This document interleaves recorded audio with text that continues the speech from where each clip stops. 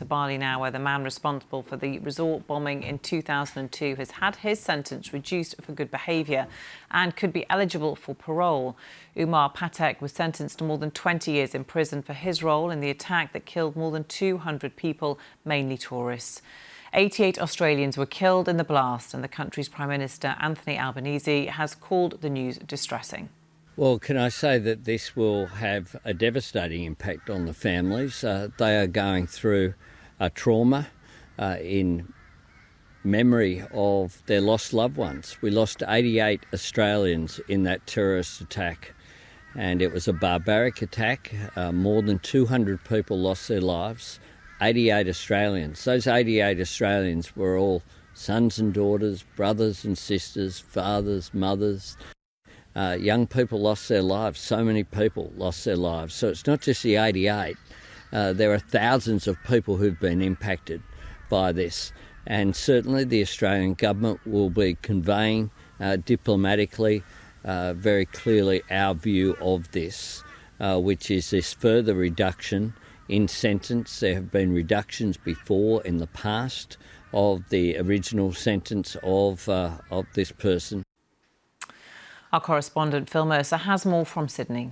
202 people died, 88 of them, as you say, from Australia, but many other victims from Indonesia. Bali, of course, is a holiday destination in the Indonesian archipelago. Victims, too, from the United Kingdom and the United States. And news that the bomb maker, Umar Patek, has been given a 5-month remission on his sentence with the possibility of early parole has been greeted with enormous dismay here in Australia, not simply because the 20th anniversary of the atrocity is occurring in less than 2 months' time. The Australian Prime Minister Anthony Albanese saying that this man was responsible for death and destruction on a massive scale, and there will be a lot of anxiety in Australia and elsewhere that this man could well be released after serving about half of a 20-year sentence that was imposed on him in 2012.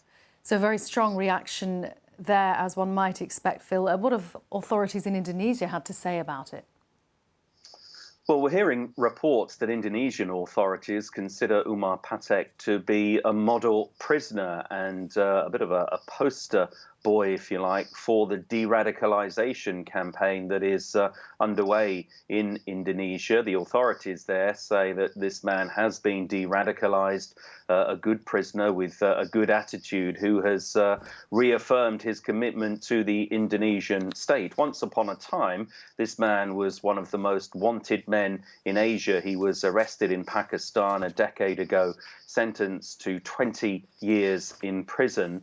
And many Australians will view this man with utter disdain, given, as we say, the anniversary of this atrocity is approaching. And very briefly, Bali was once upon a time Australia's tropical playground, clearly not part of Australia, but very much part of Australian tradition. So the attack there in 2002 really did shatter Australia's sense of isolated security. And for many people, not just here in Australia, but in many other countries, the mental and physical scars of those bombings persist to this very day.